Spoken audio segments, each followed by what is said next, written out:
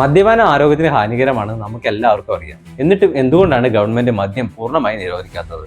Actually ഇതിന്റെ പിന്നിൽ interesting ആയ ഹിസ്റ്ററി തന്നെയുണ്ട്. This is another day of sharing simple stories with valuable lessons. 1920 1933 ഇടയിൽ അമേരിക്കയിൽ മദ്യത്തിന്റെ ഉൽപ്പാദനം, ഇറക്കുമതി, വിൽപ്പന ഇതെല്ലാം US ഗവൺമെന്റ് ബാൻ ചെയ്തിരുന്നു. എന്നാൽ ഗ്രേപ്പ് ജ്യൂസിന്റെ വിൽപ്പനയിൽ യാതൊരു തരത്തിലുള്ള റെസ്ട്രിക്ഷനും ഇല്ലായിരുന്നു. ഈ ഒരു ലൂപ്പ് ഹോളിനെ കൃത്യമായി മനസ്സിലാക്കി US കമ്പനിയായ വൈൻ ഗ്ലോ പുതിയൊരു ബിസിനസ് സ്റ്റാർട്ട് ചെയ്യുകയാണ്. ഗ്രേപ്പ് ജ്യൂസ് ലീഗൽ ആയതുകൊണ്ട് തന്നെ അവർ ഗ്രേപ്പ് ജ്യൂസിന്റെ സോളിഡ് ബ്ലോക്സ് സെല് ചെയ്യുകയാണ്. അവരുടെ സോളിഡ് ഗ്രേപ്പ് ബോക്സിന്റെ പുറത്ത് ഒരു വാണിംഗ് സ്റ്റിക്കർ ലേബിൾ ചെയ്തിട്ടുണ്ടായിരുന്നു. അവരുടെ വാണിംഗ് ലേബിളിൽ ഇങ്ങനെയാണ് പറഞ്ഞിരുന്നത്: അവരുടെ സോളിഡ് ഗ്രേപ്പ് ബോക്സ് വാങ്ങി ഈസ്റ്റ് ആഡ് ചെയ്ത് പർട്ടിക്കുലർ ദിവസത്തേക്ക് ഫെർമെന്റ് ചെയ്താൽ വൈൻ ഉണ്ടാക്കി എടുക്കാമെന്നും ഇത് ഇല്ലീഗൽ വൈനാണ്, ഇങ്ങനെ ആരും ഉണ്ടാക്കുന്ന അവർ ലേബിളിൽ കൊടുത്തിരുന്നു.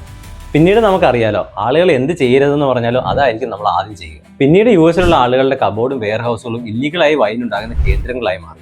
പിന്നീട് ആളുകൾ ഗ്രേപ്പിന് പകരം മറ്റ് സാധനങ്ങൾ ഇട്ട് വൈൻ ഉണ്ടാക്കാൻ തുടങ്ങി. അൽ കപ്പോണി പോലുള്ള മാഫിയ ഡോണുകൾ ഇല്ലീഗൽ ആയിട്ടുള്ള മദ്യ വിൽപ്പനകളിലൂടെ കോടികൾ ഉണ്ടാക്കി. ഇത് US ഗവൺമെന്റിന് വലിയൊരു തലവേദനയായി മാറി. അങ്ങനെ 1929 ദ ഗ്രേറ്റ് ഡിപ്രഷൻ വന്ന് സ്റ്റോക്ക് മാർക്കറ്റ് ഇടിഞ്ഞു. US ഗവൺമെന്റിന്റെ കയ്യിൽ പണം ഇല്ലാതെ വന്നപ്പോൾ അവർ മദ്യം ലീഗലാക്കുകയും മദ്യത്തിന് ടാക്സ് ഏർപ്പെടുത്തുകയും ചെയ്തു. അങ്ങനെ 10 വർഷത്തോളം നീണ്ടു നിന്ന മദ്യ നിരോധനം ഗവൺമെന്റിന് തന്നെ പൊളിക്കേണ്ടി വന്നു.